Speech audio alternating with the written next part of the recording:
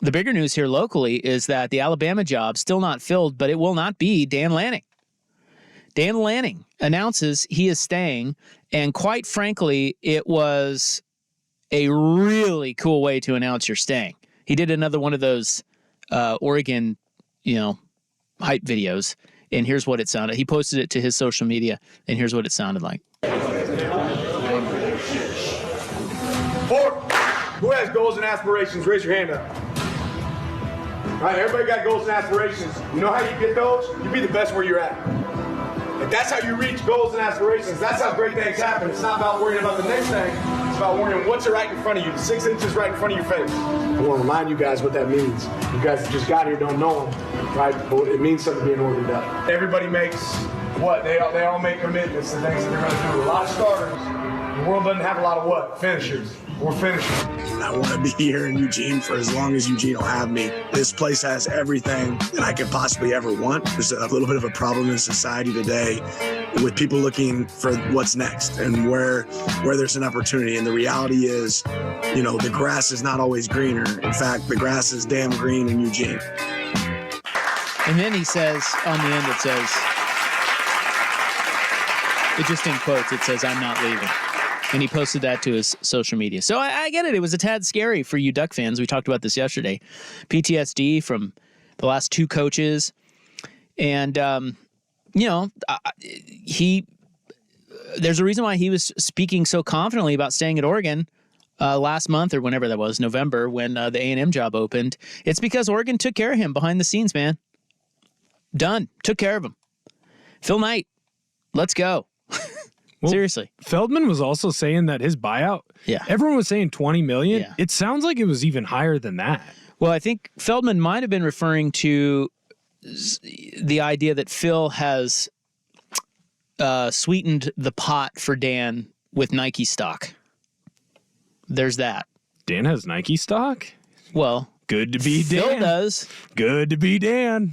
Perhaps, a scenario where Dan stays long enough, he gets X amount of Nike. Yeah, Dan's in the will now? It's all speculation. Dan might be in the will now. And in that case, Dan is not going anywhere. When I die, Dan gets 10% of Nike. Man, let's be honest. Phil Knight has the ability to solidify the coach as best he can, right? And I think that without knowing details behind the scenes, one of the reasons why Dan Lanning spoke so confidently about staying at Oregon is they took care of him. And now, what I think this means now, which is great for Oregon fans. I mean, it was trepidatious for Oregon fans yesterday. Today, you guys got to be over the moon because I think this means Lanning is your guy for a long time. He's not going anywhere. The Alabama job opened. And he turned it down. Think about that. I mean, just the idea that an Oregon coach is not interested in the Alabama job is wild. And it shows you how far Oregon has come. But it also says that Oregon has stepped up to take care of Dan Lanning. The other part of it is Dan Lanning is and has showed you that he is a very loyal guy. He's a man of substance. That's why he can speak so emphatically about staying. He's a man of his word. He's not a ladder climber. He knows that the grass isn't always greener. He has told us that, and he has shown us that. It's refreshing that in this day and age of us never believing a word a coach ever says ever, that with him you can. And what's weird about Lanning is he already feels like a legend here. And he hasn't won much of anything yet. But his swagger, that cigar vid, he put him puffing on that classic cigar moment that he had. I forget what that was. That was after his first year recruiting. Is that what it was? The National Signing Day? Signing Day, that's right. Because he flipped like 4 or 5 kids. Yeah. Mateo Uiagalelei. He threw that at the end of the video. If you haven't seen the video that we just played the audio of, go watch it. Great way to tell your fan base you're staying put. Because the quotes where he was talking to the team, that was all from the meeting. I guess that was yesterday. Was it yesterday? Yeah, it would have been yesterday. Or maybe it was this morning. It might have been before. honestly. Like, he might have taken audio from a meeting before, because maybe right now you're not having a whole lot of team meetings in college. I guess football. that's true. It's kind of more of a break, or you're in the weight room, but there's not a lot of meetings going on. But he was not in Tuscaloosa last night, as social media would suggest to you, which is another reason why. A news reporter? Yeah, the K-Val guy, right? Whoops, egg on your face, buddy. Yeah, the K-Val. So that's the station in Eugene. Yeah. That dude, their sports guy, was the one he said he apparently used to work in Tuscaloosa. He said last night on TV that Dan Lanning was in Tuscaloosa. And he was not. And we know that because, well, people at Oregon were reporting that, but also Lanning went on Pat McAfee today.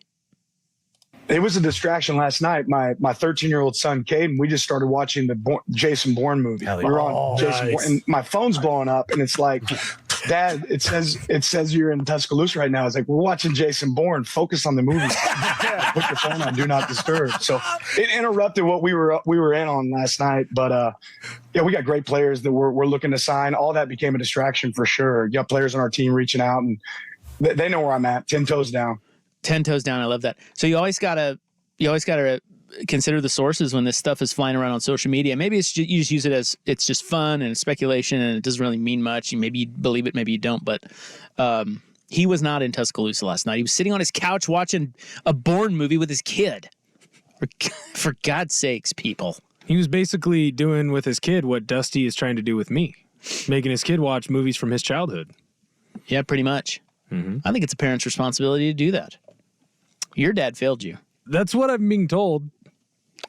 I watched Dumb and Dumber. That was funny. Well, look, what we know of Lanning and the way he's wired, I think for him to leave, it would have to be all about timing. I think if a certain job opened, let's say Georgia, and it was at the moment that he's unhappy about his support, or,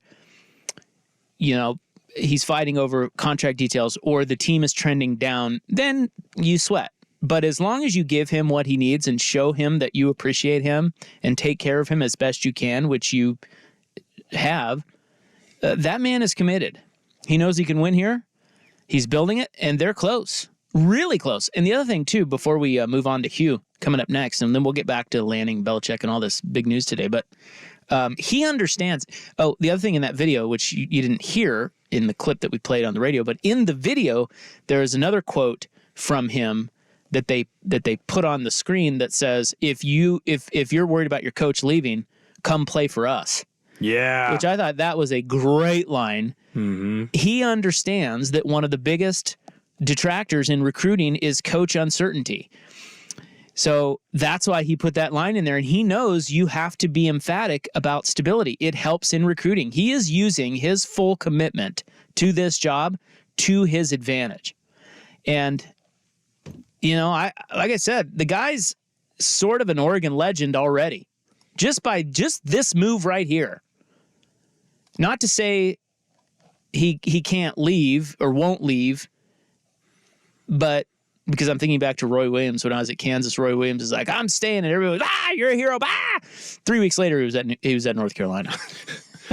And I'm not saying that would happen with Lanning, but I think eventually, you never say never with coaches, obviously. But I just think with Lanning, we believed him when he spoke. He's intentional when he speaks, and I think it makes it very easy for him to stay at Oregon. One, Oregon's a hell of a job, and two, they've taken good care of him, and he understands the value of, like he said in that clip, just sticking around, and your goals are where you are at the time. You can't be looking ahead, can't be looking around. Forget it. I think it also shows how the donors and how the fans treat him, because I do think that there would be some leniency at Oregon if there was a down year or there was an off year that I don't think he would have necessarily at Alabama.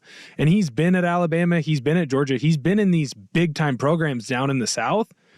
And I think he understands it's not just one donor that you have to appease. And you're not going to have the ability to appease all of those donors, because they're going to have their own beliefs on how the football program should look and how they should play. A lot of cooks in the kitchen. in some of those programs. There's like one cook in the Oregon kitchen, maybe two. Yeah, no, that's right. Why would you want to follow Nick Saban? The expectations are impossible there now. Yeah, absolutely impossible. He knows that. So just the idea that an Oregon coach says no to Alabama, that is just so wild to me. And it's such a testament to Oregon. Now, who does Washington hire to replace Kalen DeBoer? Hey-oh! Oh, what?